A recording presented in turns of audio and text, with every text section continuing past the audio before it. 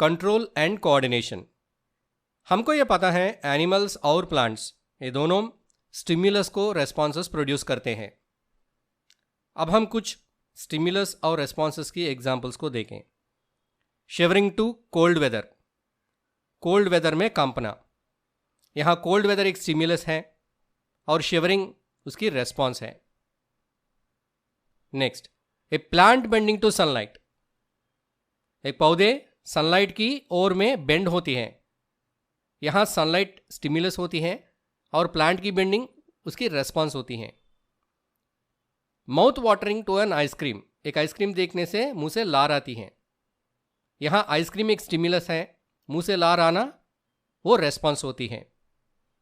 School principals sudden visit to the classroom, आपकी school principal अचानक आपकी क्लास में एंटर हुए तो आपकी रेस्पॉन्स क्या होगी? कमेंट बॉक्स में लिखिए। सारे लिविंग थिंग्स स्टिम्युलस को रेस्पॉन्सेस प्रोड्यूस करते हैं। इन रेस्पॉन्सेस में ज़्यादा से ज़्यादा रेस्पॉन्सेस ऑर्गेनिजम्स को डेंजरस स्टिम्युलस से प्रोटेक्ट करते हैं। ऑर्गेनिजम्स को नर्वस सिस्टम और हार्मोनल सिस्टम, ये दोनों सिस्टम्स रेस्पॉन्सेस प्रोड्यूस करने में मदद करते हैं। ऑर्गेनिजम्स नर्व सेल्स की मदद से स्टिम्युलाई को डिटेक्ट करते हैं। नर्व सेल्स को हम न्यूरॉन्स भी कहते हैं। हर एक न्यूरॉन में अलग अलग पार्ट्स होते हैं, जैसे cell body, nucleus, dendrites, axon और नर्व एंडिंग्स। हमारे सेंस ऑर्गन्स में कुछ सेंसरी न्यूरॉन्स रहते हैं। इन सेंसरी न्यूरॉन्स को कुछ स्पेशलाइज्ड टिप्स होते हैं। इन टिप्स को हम कहते हैं रिसेप्टर्स। ये रिसेप्टर्स स्टिम्युलाई को डिटेक्ट करते हैं और इस स्टिम्युलस को वो इलेक्ट्रिकल इंपल्स के रूप में बदलते हैं। हमारी नाक के अंदर मौजूद ये रिसेप्टर्स को हम ओल्फैक्टरी रिसेप्टर्स कहते हैं। ये स्मेल को डिटेक्ट करने में मदद करते हैं। हमारे टंग में मौजूद हुए रिसेप्टर्स को गस्टेटरी रिसेप्टर्स बोलते हैं। ये रिसेप्टर्स टेस्ट को डिटेक्ट करने में मदद करते हैं। हमारे नर्वस सिस्टम की अलग अलग पार्ट्स के बीच में इंफॉर्मेशन का ट्रांसफर न्यूरॉन्स के द्वारा होती है। इस प्रोसेस को नर्व कंडक्शन कहते हैं। न्यूरॉन्स नर्व इंपल्सेस को डेंड्राइट्स द्वारा कलेक्ट करते हैं। इस इंपल्स को वो नर्व एंडिंग्स द्वारा दूसरी न्यूरॉन को पास करते हैं। लेकिन एक न्यूरॉन की नर्व एंडिंग्स दूसरी न्यूरॉन की डेंड्राइट्स से नहीं जुड़े होते हैं। उन दोनों के बीच में थोड़ा सा गैप होती है। इस जंक्शन को हम सिनेप्स कहते हैं। तब दो न्यूरॉन के बीच में इंफॉर्मेशन का ट्रांसफर कैसे होती है? इलेक्ट्रिकल इंपल्स एक न्यूरॉन की नर्व टर्मिनल्स तक आने से वो केमिकल सिग्नल के रूप में बदलती है। इस केमिकल सिग्नल दो न्यूरॉन्स के बीच में गैप को क्रॉस करती है। उसके बाद वो अगले न्यूरॉन की डेंड्राइट्स पर रीच होती हैं। वहां फिर ये केमिकल सिग्नल से इलेक्ट्रिकल सिग्नल के रूप में बदलती हैं। वे न्यूरॉन्स जो सेंस ऑर्गन्स से ब्रेन या स्पाइनल कॉर्ड को इंफॉर्मेशन कैरी करते हैं, उन न्यूरॉन्स को सेंसरी न्यूरॉन्स कहते हैं। ब्रेन या स्पाइनल कॉर्ड से मसल्स या ग्लैंड्स तक इंफॉर्मेशन को कैरी करने वाले न्यूरॉन्स को मोटर न्यूरॉन्स कहते हैं। एक स्टिम्युलस को रेस्पॉन्स प्रोड्यूस करने के लिए दो पाथवेज होते हैं। एक पाथवे में पहले स्टिम्युलस का इंफॉर्मेशन स्पाइनल कॉर्ड को पहुंचती है, स्पाइनल कॉर्ड से ब्रेन को पहुंचती है। ब्रेन में इन स्टिम्युलस का प्रोसेसिंग होती है। प्रोसेसिंग के बाद रेस्पॉन्सेस की जनरेशन होती है। इन रेस्पॉन्सेस फिर स्पाइनल कॉर्ड तक आते हैं। स्पाइनल कॉर्ड से वो मसल्स या ग्लैंड्स तक पहुंचते हैं। ये बहुत लंबा पाथवे है।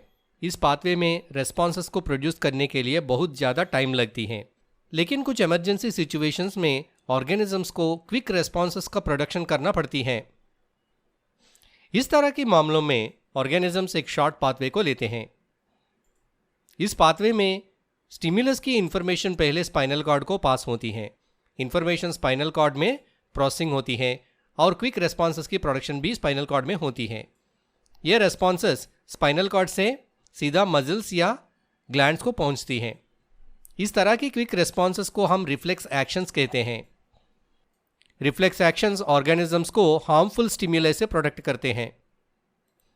The pathway by which a reflex action is executed is called reflex arc. वो पाथवे जिसके द्वारा रिफ्लेक्स एक्शन की एग्जीक्यूशन होती है उस पाथवे को रिफ्लेक्स आर्क बोलते हैं। एक रिफ्लेक्स आर्क में अलग अलग पार्ट्स होते हैं, जैसे receptors, sensory neurons, relay neurons, motor neurons और एफेक्टर। रिसेप्टर्स ये स्टिम्युलस को डिटेक्ट करते हैं। सेंसरी न्यूरॉन्स, ये न्यूरॉन्स सिग्नल्स को स्पाइनल कॉर्ड या ब्रेन को ट्रांसफ़र करते हैं। रिले न्यूरॉन्स, इन न्यूरॉन्स इंफॉर्मेशन को ब्रेन या स्पाइनल कॉर्ड में प्रोसेसिंग करते हैं। मोटर न्यूरॉन्स, ये न्यूरॉन्स सिग्नल्स को एफेक्टर ऑर्गन तक ट्रांसफ़र करते हैं। एफेक्टर ऑर्गन, एक स्टिम्युलस की रिस्पॉन्स इन एफेक्टर ऑर्गन्स में एक्सप्रेस होती है। मजिल या ग्लैंड एफेक्टर ऑर्गन्स होते हैं। हमारी nervous system central nervous system और पेरिफेरल नर्वस सिस्टम में डिवाइड होती हैं। सेंट्रल नर्वस सिस्टम में ब्रेन और स्पाइनल कॉर्ड होते हैं। पेरिफेरल नर्वस सिस्टम में नर्व्स होते हैं। ब्रेन एक इम्पॉर्टेंट और डेलिकेट ऑर्गन है, इसको अच्छी तरह से प्रोटेक्ट करना पड़ता है। ब्रेन एक बैलून जैसी स्ट्रक्चर से कवर किया जाता है। इस स्ट्रक्चर में 3 लेयर्स होते हैं। इन लेयर्स के बीच में कुछ फ्लूइड होती हैं। इन लेयर्स को मेनिंजेस कहते हैं। इन लेयर्स के बीच में हुए फ्लूइड को सेरिब्रोस्पाइनल फ्लूइड कहते हैं। ये मेनिंजेस और सेरिब्रोस्पाइनल फ्लूइड ब्रेन को शॉक्स और इंजुरीज से प्रोटेक्ट करते हैं। ब्रेन और मेनिंजेस ये सारे चीज बाहर एक बोनी केस से प्रोटेक्ट किया जाता है। इस बोनी केस को क्रेनियम कहते हैं। ये क्रेनियम एक हार्ड स्ट्रक्चर है और ये बोन से बने होती हैं। ब्रेन हमारा बॉडी की एक इम्पॉर्टेंट कोऑर्डिनेटिंग सेंटर है। ये हमारा बॉडी में अलग अलग पार्ट से इंफॉर्मेशन को कलेक्ट करती है और इस इंफॉर्मेशन को इंटीग्रेट करती है। हमारा ब्रेन की मेन फंक्शंस हैं thinking, decision making, storing information, producing emotions और कंट्रोलिंग बॉडी फंक्शंस, वॉलंटरी और इनवॉलंटरी। वो फंक्शंस जो हमारी कंट्रोल में होते हैं उन फंक्शंस को हम वॉलंटरी फंक्शंस कहते हैं। For example writing, talking, dancing, clapping, ये सारे वॉलंटरी फंक्शंस की एग्जांपल्स हैं। ये फंक्शंस हमारा ब्रेन द्वारा कंट्रोल किया जाता है। वो एक्शंस जो हमारा कंट्रोल में ना होते हैं उन एक्शंस को हम इनवॉलंटरी एक्शंस कहते हैं। For example digestion, heart beat, sneezing, ये सारी इनवॉलंटरी एक्शंस की एग्जांपल्स हैं। इन इनवॉलंटरी एक्शंस भी हमारा ब्रेन और स्पाइनल कॉर्ड से कंट्रोल किया जाता है। चलो अब हम देखते हैं ब्रेन की किस पार्ट किस फंक्शंस की कंट्रोल करती हैं। हमारा ब्रेन में 3 इंपॉर्टेंट पार्ट्स होते हैं। एक फोर ब्रेन, 2 मिड ब्रेन और तीसरी हाइंड ब्रेन। फोर ब्रेन, हमारा थॉट प्रोसेस इस फोर ब्रेन में होती है। हमारा फोर ब्रेन में हमारा बॉडी की वेरियस रिसेप्टर से आने वाली सेंसरी इंपल्सेस को रिसीव करने के लिए अलग अलग रीजियंस होते हैं। हमारा फोर ब्रेन में हियरिंग, स्मेल और साइट की अलग अलग सेंटर्स होती हैं।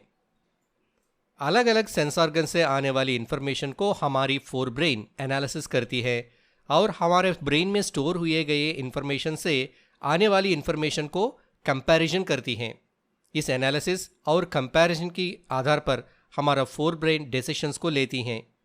हमारा फोर ब्रेन इन डिसीजंस को ब्रेन की अलग एरिया को पहुंचती है जो एरिया हमारा बॉडी की वॉलंटरी मूवमेंट्स को कंट्रोल करती है। फॉर एग्जाम्पल, हम फुटबॉल खेल रहे हैं। फुटबॉल में हमारे आंखें बॉल की पोजीशन की इंफॉर्मेशन को हमारे फोर ब्रेन को पहुंचते हैं। फोर ब्रेन बॉल की पोजीशन को एनालिसिस करती हैं। एनालिसिस के बाद कितने फोर्स में किक करना, किसी डायरेक्शन में किक करना आदि डिसीजंस को लेती हैं। इन डिसीजंस को ब्रेन की दूसरी जगह पर भेजती है, जो जगह हमारा बॉडी की वॉलंटरी मूवमेंट्स मतलब हमारा मसल्स को कंट्रोल करती है। उस सेंटर पर ये डिसीजंस फोर ब्रेन भेजती है। वो सेंटर हमारा मसल्स में मूवमेंट की ट्रिगर करती है और हम बॉल को राइट डायरेक्शन पे किक कर सकते हैं। हमारा फोर ब्रेन में सेंसेशंस जैसी हंगर या फीलिंग फुल को कंट्रोल करने के लिए एक सेपरेट एरिया होती है। मिड ब्रेन हमारे विजुअल और ऑडिटरी रिफ्लेक्सेस को कंट्रोल करती हैं। मिड ब्रेन में एक सेंटर होती है। इस सेंटर हमारी आंख और आईलिड्स का मूवमेंट्स को कंट्रोल करती हैं। हाइंड ब्रेन में 3 पार्ट्स होते हैं। वो है पॉन्स, मेडुला ऑब्लांगेटा और सेरिबेलम। ये पार्ट्स हमारा बॉडी की इनवॉलंटरी फंक्शंस को कंट्रोल करते हैं।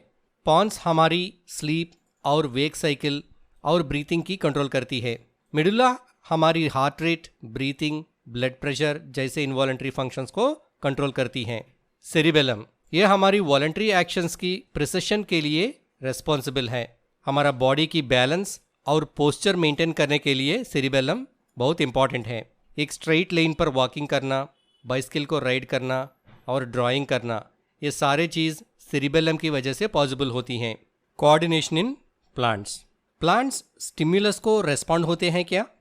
हाँ, प्लांट्स स्टिमुलाई जैसे सनलाइट, वाटर, सॉइल, टच और केमिकल्स को रेस्पॉन्ड होते हैं।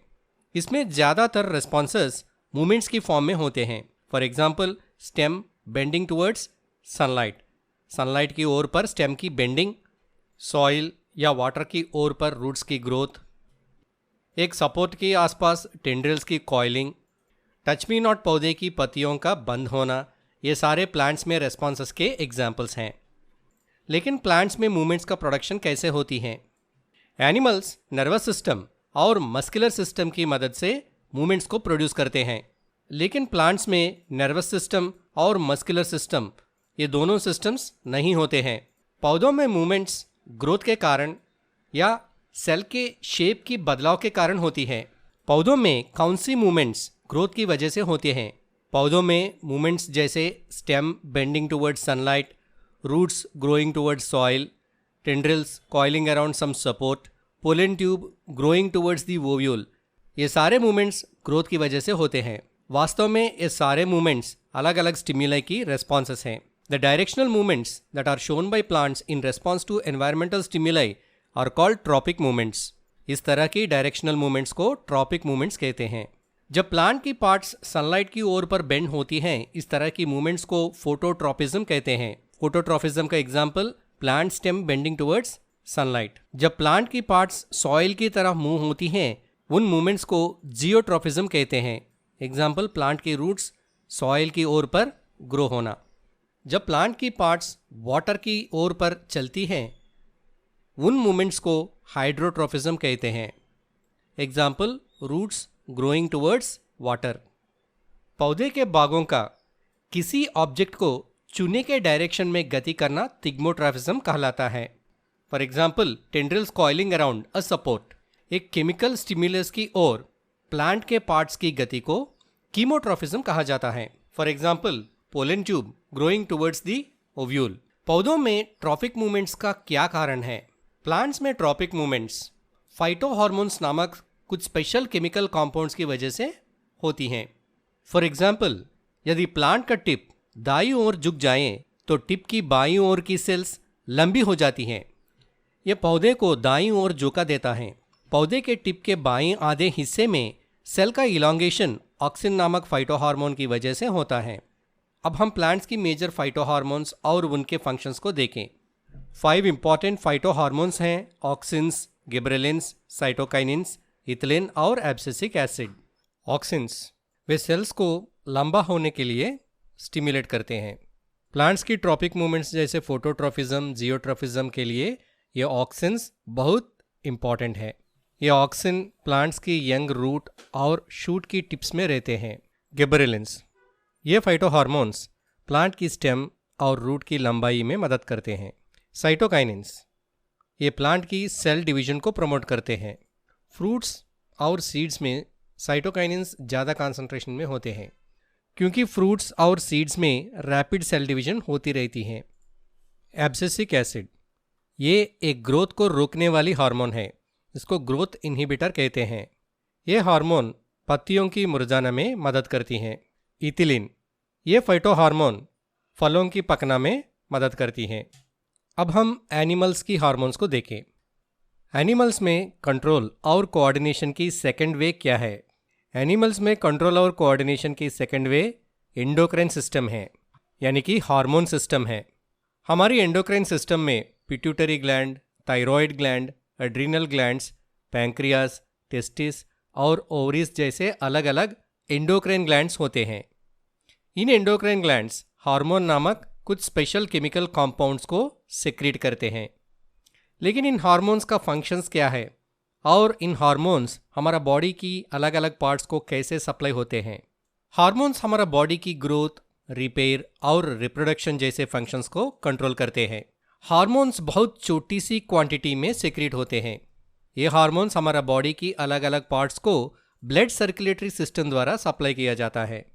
जब हमारा ब्लड स्ट्रीम में एक हार्मोन का सेक्रेशन हुआ तो वो हार्मोन हमारा बॉडी की अलग अलग पार्ट्स में पहुंचती है, लेकिन सारे पार्ट्स उस हार्मोन को एक्सेप्ट नहीं करते हैं। सिर्फ टारगेट टिश्यूज या टारगेट ऑर्गन्स उस हार्मोन को एक्सेप्ट करते हैं। एक स्टिम्युलस को रिस्पांस प्रोड्यूस करने में हमको हार्मोन्स भी हेल्प करते हैं। चलो अब हम देखते हैं रिस्पांस प्रोडक्शन में हार्मोन्स कैसे मदद करते हैं। फॉर एग्जाम्पल, एक कुत्ता ने एक आदमी को अटैक किया। अब उस आदमी के साथ दो ऑप्शंस होते हैं, एक वहां से भागना और दो उस कुत्ता से लड़ना। यहाँ कुत्ता की अटैक स्टिम्युलस होती है, लड़ना या भागना उसकी रेस्पॉन्स होती है। इस सिचुएशन में हमारा बॉडी में एड्रीनलिन हार्मोन का प्रोडक्शन होती है। हमारा किडनीज का ऊपर स्थित हुए एड्रीनल ग्लैंड्स इस हार्मोन का प्रोडक्शन करते हैं। ये हार्मोन भागने के लिए या लड़ाई करने के लिए मदद करती हैं। लड़ाई या भागना, इन दोनों के लिए हमको बहुत सारी एनर्जी का इमीडिएट रिक्वायरमेंट होती है। हमारा मसल्स को बहुत ज़्यादा ऑक्सीजन और ग्लूकोज का रिक्वायरमेंट होती है। एड्रीनलिन हमारा बॉडी में हमारा स्केलेटल मसल्स में ऑक्सीजन और ग्लूकोज का लेवल्स को बढ़ देती है।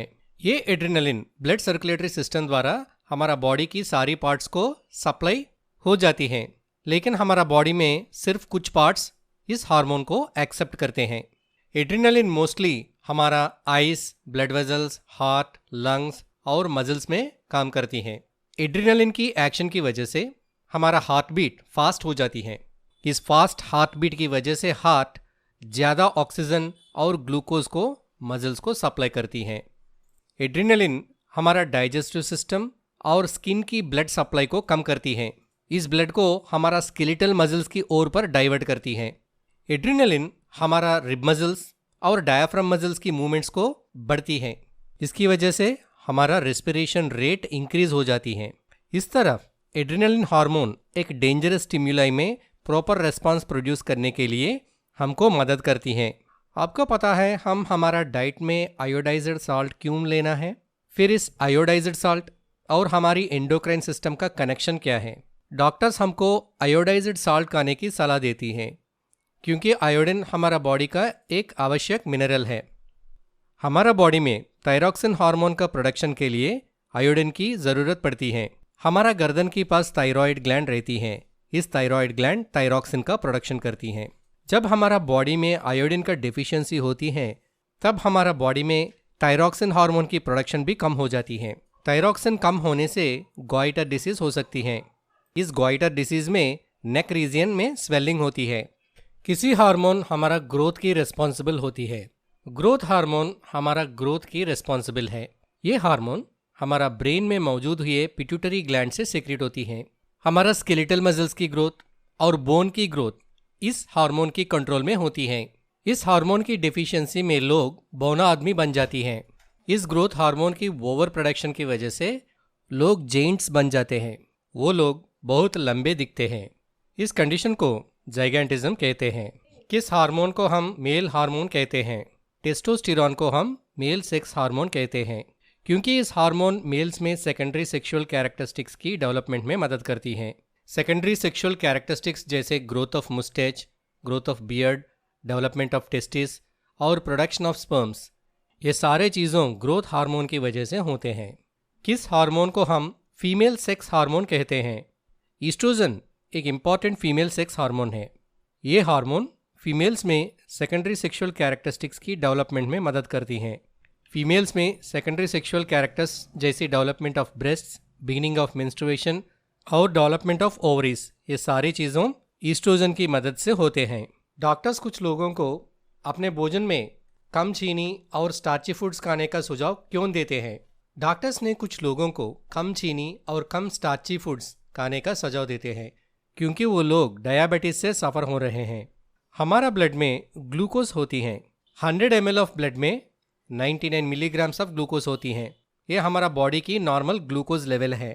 जब हमारी ब्लड में ग्लूकोज की लेवल बढ़ जाती है तब हमारा पैंक्रियाज इंसुलिन नामक एक हार्मोन को सीक्रेट करती हैं। इस इंसुलिन हमारा ब्लड की ग्लूकोज लेवल्स को कंट्रोल करती हैं।